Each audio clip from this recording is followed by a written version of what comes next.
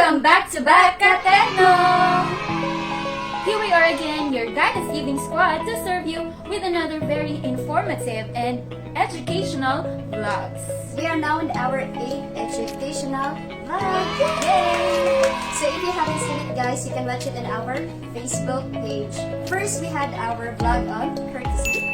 And next, we also had our self-care vlog series, spiritual self-care, emotional self-care, physical self-care, and social self-care. Well, aside from that, we also have our coping strategies vlog, saying goodbye and letting go vlog, and lastly is the COVID-19 survivors journey vlog.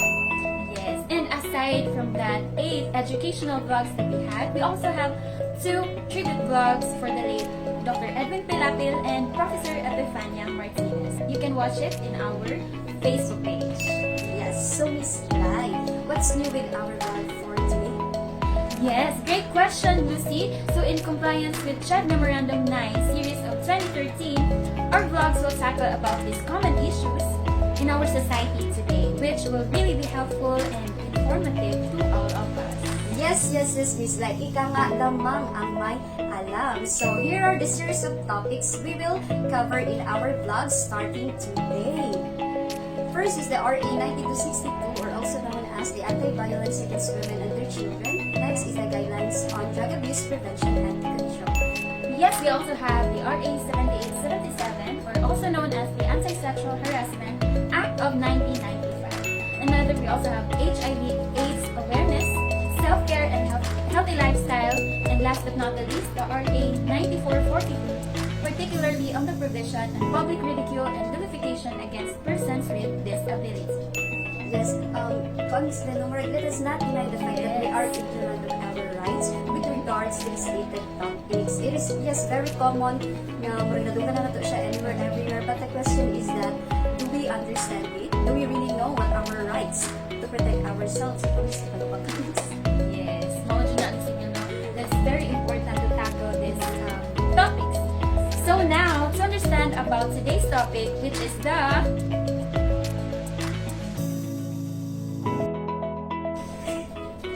Guys, feel free to comment down your learnings or even your questions in the comment section. So here is yours, Dr. Rita L. Bachansina, to discuss and enlighten us with this topic. Kateno, watch, learn, and enjoy! Hello everyone!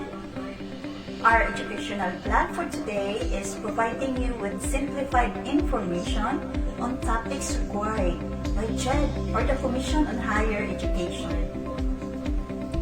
Indicated under Memo Number 9 Series of 2013, which is a discussion of Republic Act 9262, also known as Anti-Violence Against Women and Their Children Act of 2004. Let us try to know what is meant by battered woman syndrome.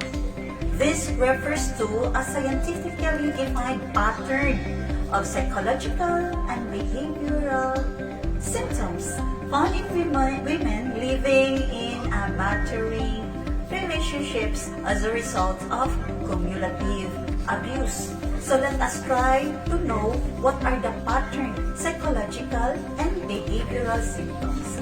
For psychological symptoms, the victim feels isolated, anxious, depressed, or helpless.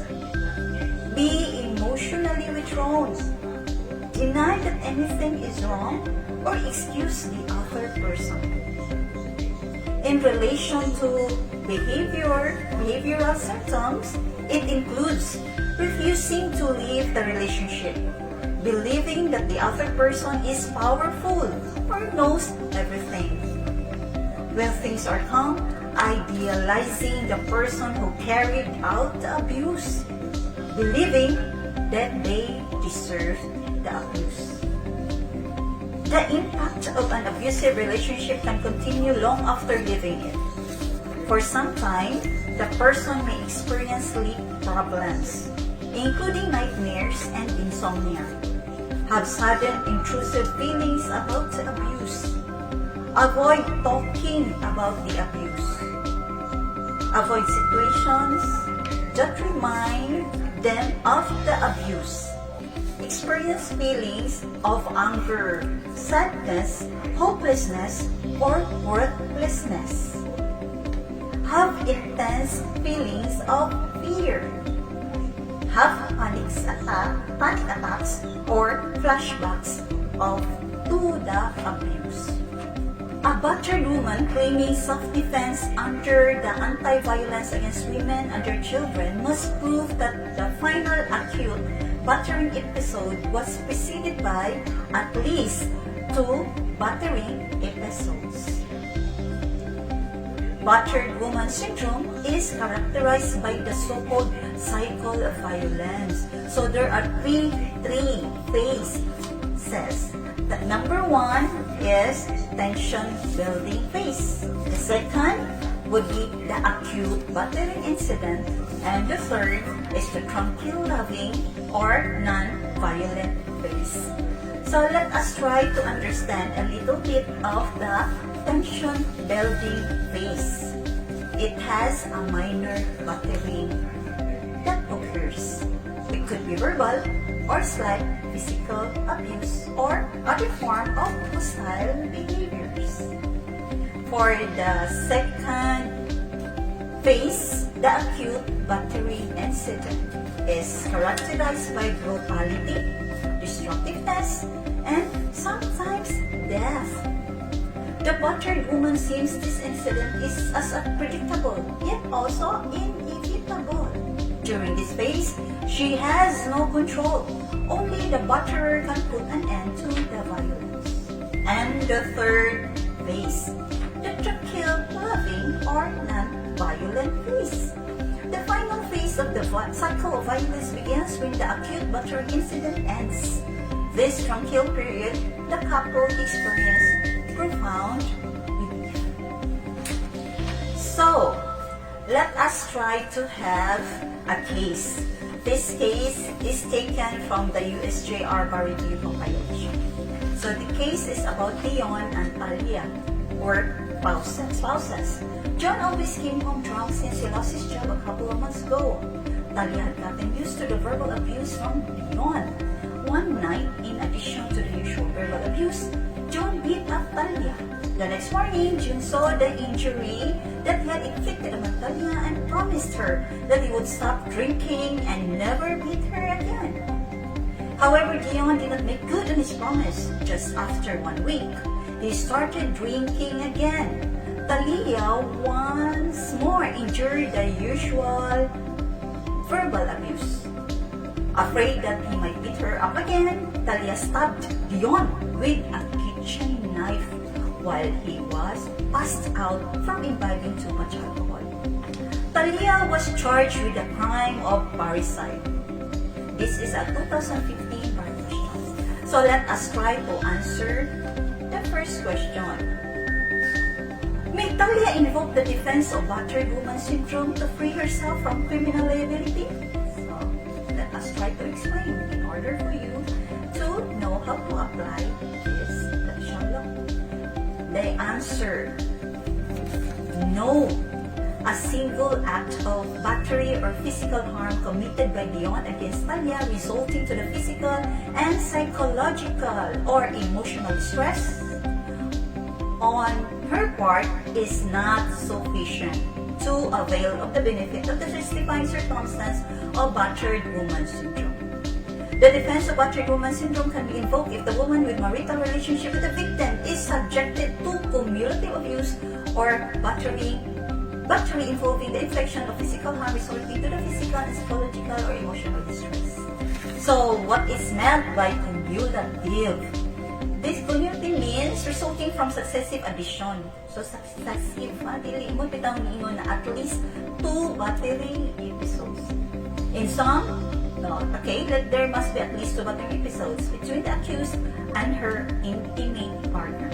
And such final episode produced in the battered person's mind an actual fear of an imminent harm from her batterer and an honest belief that she needed to use force in order to save her life.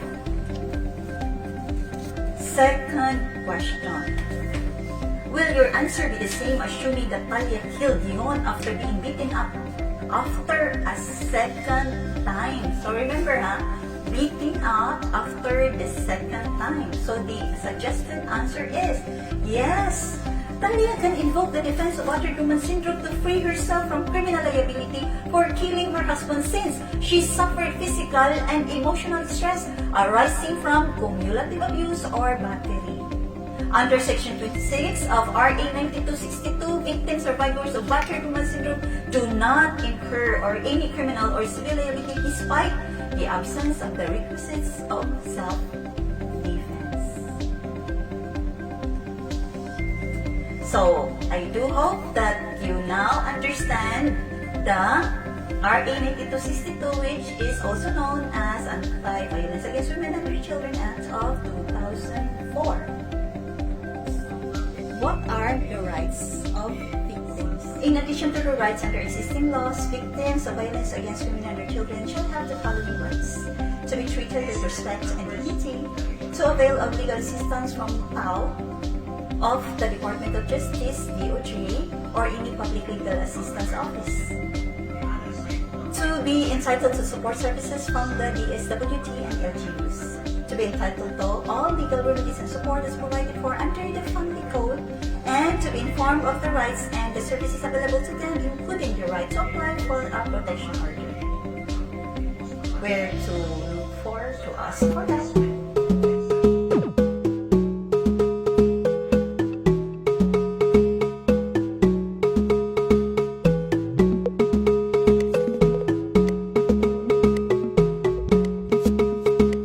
And that's it for the discussion on RA 9262 or the Anti-Violence Against Women and Their Children Act of 2004. So thank you, Juris Dr. Michael Machansila, for that very informative topic. Yes, so I want to ask you, Miss Lucy, what have you learned about ang topic today? Well, actually, Miss Lai, it is my first time to hear the word battered woman syndrome, which is also a subcategory of post-traumatic stress disorder. Yes, we experience trauma, especially when we are physically abused. So, how about you, Miss Lai? Okay, so for me, Miss Lucy, I yun ako that VAWC is hindi niya covered ang present, being a husband, boyfriend, or live-in partner, but even ang ex. Si ex. Ang ex, walang takas. Walang takas si ex-husband, ex-boyfriend, ex-live-in partner, okay, or bisan pa, no, ang babae lalaki wala pa sa label, okay, wala pa sila naabot sa boy-girl nga relationship, dating stage pa lang, covered na siya, or even former dating partner, covered ani na law for as long as the woman experienced the violence. Well, I guess we've learned a lot in this vlog. Well, aside from our learning system, it is very important to take note where to ask for help.